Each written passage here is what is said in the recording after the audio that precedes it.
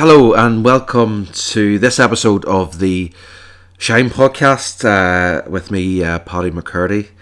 And this week I am going to talk about meditation, specifically some of the benefits of meditation, and that will be largely drawn from my own experiences of practicing meditation. Now, a lot of people have ideas, notions of what they think meditation is, what it's not, and I'm certainly not professing to be an expert in the matter, but as I said, my podcast is very much focusing on real experiences from real people, and it's very much about putting across what really it meant to me, and how my experiences might be able to benefit others or inspire others, or even just think about different ideas of reality or how you might want to approach life. So again, meditation, I've just come back from a weekend. Well, to be correct, I came back from a day in Stirling in central Scotland, and it was the Scottish Dharma weekend. As I say, I only attended for one day, the Saturday. But without knowing a huge amount about Buddhism and meditation in general, effectively what this festival was a celebration of Buddhism in the New Kadampa tradition in Scotland. So I've been attending a Kadampa meditation centre in Glasgow for a number of months, and it's very much a cross-section of society attending. I think there's people there who are, I think, would class themselves as being Buddhists.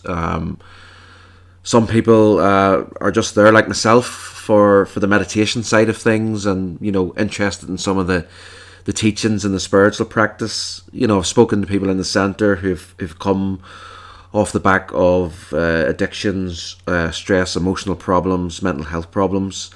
There's people there who are just seeking self-betterment, self-development, and believe meditation's another tool in that.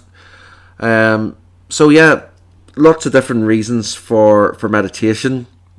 But just to give my own take on what I think meditation is, for me, it's just, in its simplest form, it's effectively a tool that kind of grounds you, in the sense that it brings you into the present moment.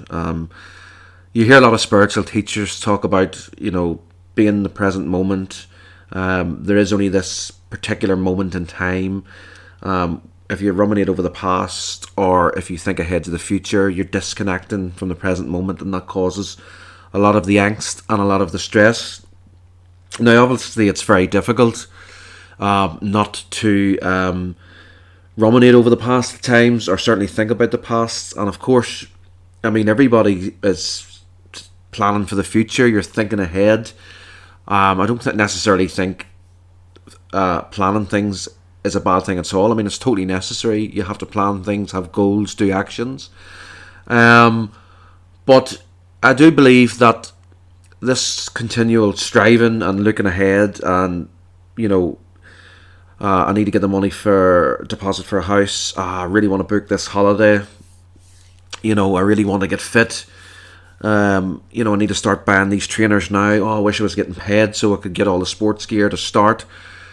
What people forget is, you don't need to wait till you get paid for all the flashy sports gear to start running. You've got a pair of crappy old trainers or a crappy old t-shirt and shorts, but until you get paid, that's enough. But again, we do think ahead. It's only natural, but I think one of the things that meditation does do, and it certainly has helped me, is just for that period of time, is just take you to the present moment and just create that little bit of stillness where you kind of just think to yourself, well, do you know what? The past doesn't matter. The future's not really here. I'm just sat, I have my eyes closed. I'm focusing on my breath. I'm focusing on parts of my body. I'm just focusing on being still. Okay, my mind's wandering a little bit, but that's okay in many respects, because sometimes when your mind starts to wander, you can, something that you're thinking about or trying to make a decision on, something might come through to you. And sometimes when you are meditating, it might feel actually that the mind's actually increasing in activity. And again, I think that's okay too, because once you stop meditating and slowly open your eyes, you do feel the benefits of the meditation then, because you do feel that kind of stillness and that wee bit of presence, especially after you just finish your meditation. So I think, in simple terms, that's what it can do. I touched on decision making. I think, people talk about your gut instinct and your intuition, and there's a lot of sort of school of thought, and I'm sure some science behind your gut containing similar tissues to your brain or something along those lines. I mean, I'm sure there's some truth in that, but we all have gut feelings, intuitions. It doesn't always mean your gut feelings are right. I mean, I would like to think I have a reasonably good intuition, and sometimes I get a bad feeling about a situation or a person, and it's right. But at times I get a bad feeling about a person or situation, and I've overthought it and I'm wrong. I think on your intuition, I always say trust it and go with it. But if there is doubts, always be open-minded too. But I think with meditation, it does take you inwards. I think you can slowly start to shovel up all the kind of muck and dirt to get through to your intuition. If there's something that's kind of on your mind, whether it's you want a new job, or you want to move away from your current location, or you've been invited to a social event with people you're not really comfortable with, and do you really want to be there? Anything from do you want to have a drink tonight? Maybe you don't want to, but it's Friday night, and normally you do, but you kind of thinking tonight I don't really want to.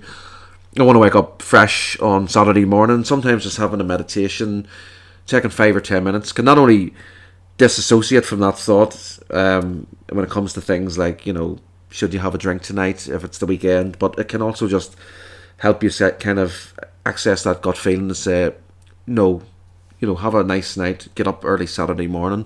So it can help you that way.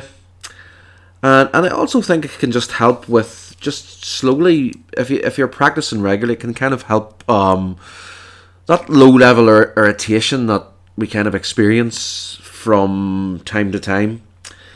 So, well, I'm sure it's not everybody, maybe it's just me, but things like when you're stressed out and, I don't know, you come home from work and you just really want to sit down and have a cup of coffee, and then you go to the fridge and you realise you forgot to buy milk.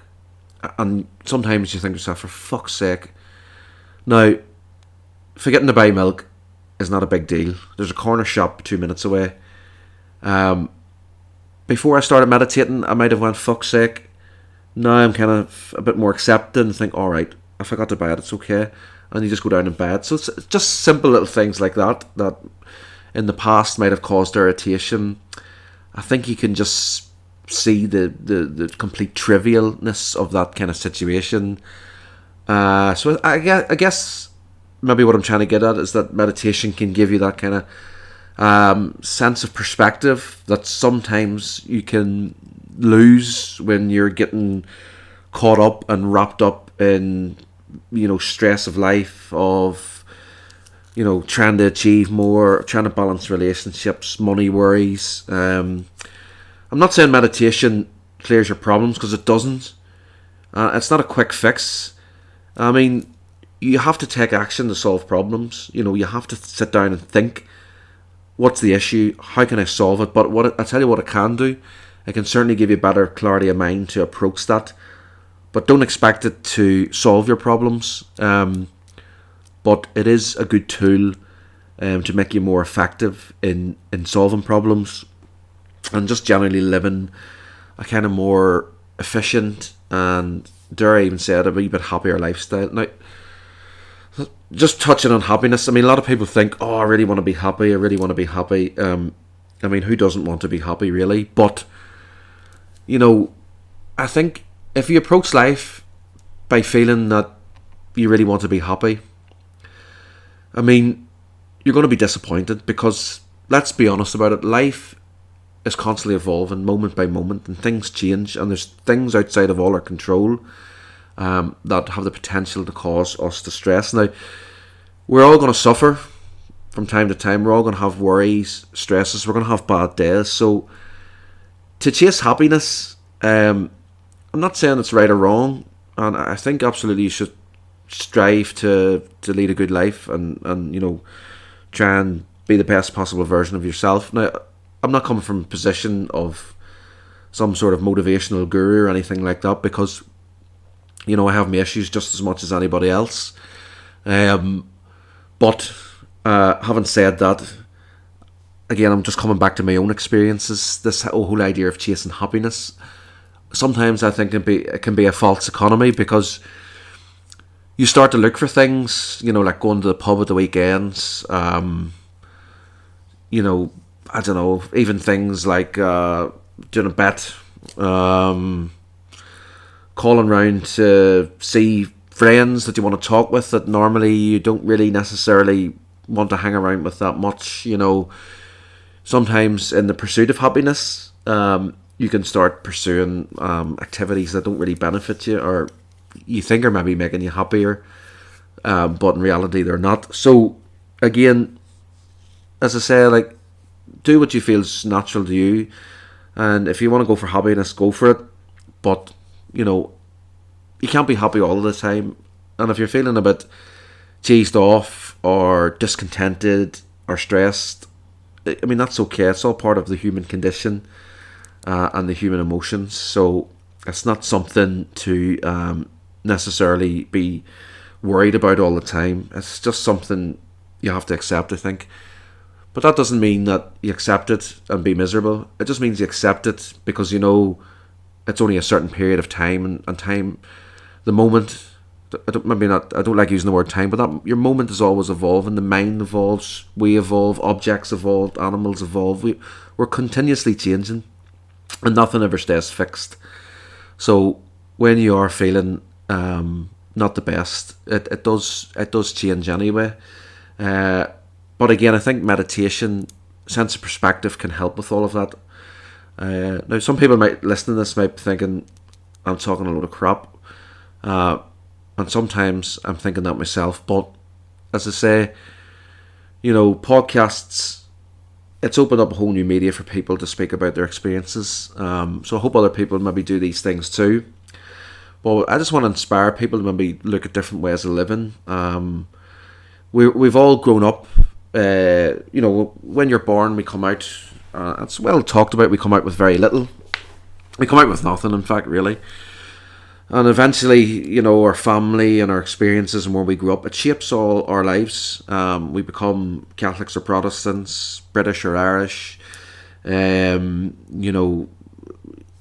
have this accent, we don't have that accent. We go to certain schools than other schools. So, growing up, a lot of your upbringing and your identity is just thrust upon you. And in reality, I think as you get a bit older, so it's just good to think about other things and other ways, not other ways of living as such, but it's good to be a bit more open-minded, and try and be a wee bit more conscious of other things happening. So again, meditation for me is just something I think that's given me a little bit more openness. I'm 35 years old. I've always been interested a little bit in meditation and some of the Eastern practices, but I've got into it a little bit more over the last 6 months. And maybe in another podcast I can go into a bit more detail about why I've got into it. But what I would say to any sort of 20, 30-year-olds, if you're kind of considering starting meditation, give it a go. Stick at it. You could even treat it like doing brushing your teeth. A few minutes in the morning, a few minutes at night. It doesn't have to be anything overly spiritual. It's just giving yourself that little bit of time, just to have that wee bit of headspace, a wee bit of clarity.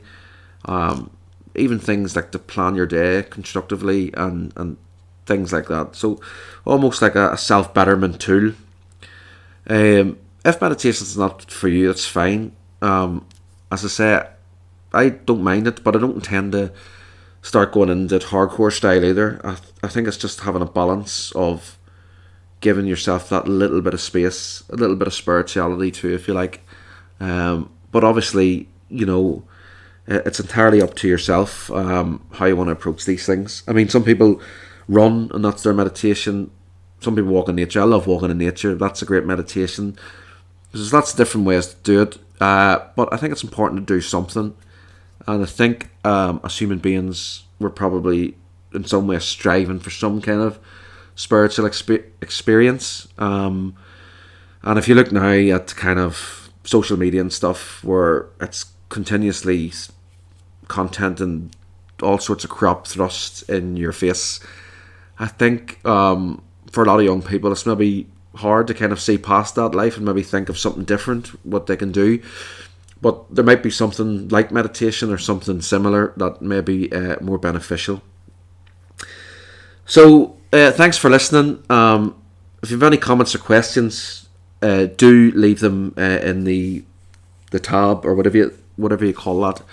I'm not totally au fait with all the taggy stuff here, but I will be recording another podcast within the next week, I think. As I say, I might be able to touch on some of my own sort of experiences of getting into meditation.